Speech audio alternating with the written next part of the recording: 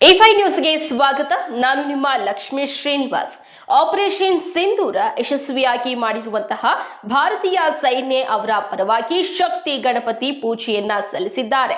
ಈ ಕುರಿತು ಕೋಲಾರದ ಮಹಿಳಾ ಮೋರ್ಚಾ ಜಿಲ್ಲಾಧ್ಯಕ್ಷರಾದಂತಹ ಅರುಣಮ್ಮ ಅವರು ತಮ್ಮ ಸಂತಸವನ್ನ ವ್ಯಕ್ತಪಡಿಸಿದ್ದಾರೆ.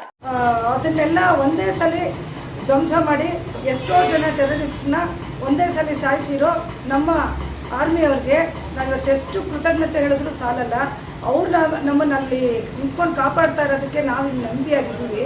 ಅದಕ್ಕೋಸ್ಕರ ಅವ್ರಿಗೋಸ್ಕರ ಒಳ್ಳೇದಾಗಲಿ ಅಂತ ಹೇಳ್ಬಿಟ್ಟು ಇವತ್ತು ನಾವೇನಿಲ್ಲಿ ಗಣಪತಿ ದೇವಸ್ಥಾನಕ್ಕೆ ಬಂದು ಅರ್ಚನೆ ಮಾಡಿಸಿ ದೇವ್ರ ಹೆಸರಲ್ಲಿ ಅವ್ರ ಹೆಸರಲ್ಲಿ ಮತ್ತು ಮೋದಿ ಚೆನ್ನಾಗಿರಲಿ ಅಂತ ಹೇಳಿ ನೆನೆಸ್ತಾ ಇವತ್ತು ಅರ್ಚನೆ ಮಾಡಿಸಿ ಒಳ್ಳೇದಾಗಲಿ ಅಂತ ಎಲ್ಲರಿಗೂ ಒಳ್ಳೇದಾಗಲಿ, ಶೀಘ್ರದಲ್ಲೇ ಒಳ್ಳೆ ರಿಸಲ್ಟ್ ಬರಲಿ ಅಂತ ಹೇಳ್ಬಿಟ್ಟು ಪೂಜೆ ಮಾಡಿಸಿದ್ವಿ.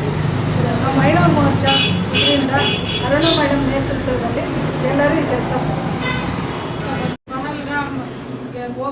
ಪಹಲ್ಗಾಮ್ಗೆ ಹೋಗಿರ್ತಕ್ಕಂಥ ನಮ್ಮ ಭಾರತ ದೇಶದವ್ರ ಮೇಲೆ ಏನು ದಾಳಿ ಆಗಿತ್ತು ಆ ದಾಳಿಯನ್ನು ಇವತ್ತು ಖಂಡಿಸಿ ನಮ್ಮ ಆಪರೇಷನ್ ಸಿಂಧೂರ ಒಂದು ಯುದ್ಧವನ್ನು ಮಾಡಿ ಇವತ್ತು ಅವರಿಗೆ ತಕ್ಕ ಪಾಠವನ್ನು ಕಲಿಸಿದ್ದಾರೆ ನಮ್ಮ ಯೋಧರು. ಇದಕ್ಕೆಲ್ಲ ಕಾರಣೀಭೂತರಾಗಿರ್ತಕ್ಕಂಥವ್ರು ನಮ್ಮ ವಿಶ್ವಗುರುವಾಗಿರ್ತಕ್ಕಂಥ ನರೇಂದ್ರ ಮೋದಿಜಿ ಅವರಿಗೆ ಇವತ್ತು ನಾವು ಒಂದು ಪೂಜೆಯನ್ನು ಸಲ್ಲಿಸಿ ಅವರಿಗೆ ಇನ್ನೂ ಹೆಚ್ಚು ಆಯುಷು ಆರೋಗ್ಯ ಭಾಗ್ಯವನ್ನು ಕೊಟ್ಟು ನಮ್ಮ ಭಾರತ ದೇಶದ ಜನತೆಯನ್ನು ಕಾಪಾಡಲು ಅವರಿಗೆ ಶಕ್ತಿ ಕೊಡಲಿ ಅಂತೇಳಿ ಈ ಶಕ್ತಿ ಗಣಪತಿಯಲ್ಲಿ ನಾವು ಪ್ರಾರ್ಥನೆ ಮಾಡಿ ಪೂಜೆಯನ್ನು ಸಲ್ಲಿಸಿದ್ದೇವೆ.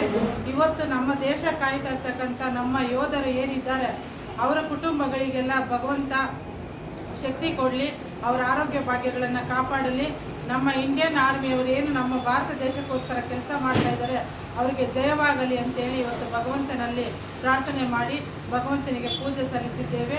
ಇವತ್ತು ನಾವು ಕೋಲಾರ ಜಿಲ್ಲೆ ಮಹಿಳಾ ಮೋರ್ಚಾ ಪರವಾಗಿ ಇವತ್ತು ಪೂಜೆಯನ್ನು ಸಲ್ಲಿಸಿ ನಮ್ಮ ಮೋದಿಜಿ ಅವರಿಗೆ ನಮ್ಮ ಭಾರತ ದೇಶದ ನಮ್ಮ ಹೆಮ್ಮೆಯ ಯೋಧರಿಗೆ ಒಳ್ಳೆಯದಾಗಲಿ, ಶುಭವಾಗಲಿ ಎಂದು ನಾವು ಇವತ್ತು ಈ ಕಾರ್ಯಕ್ರಮ ಪೂಜೆಯನ್ನು ಮಾಡಿ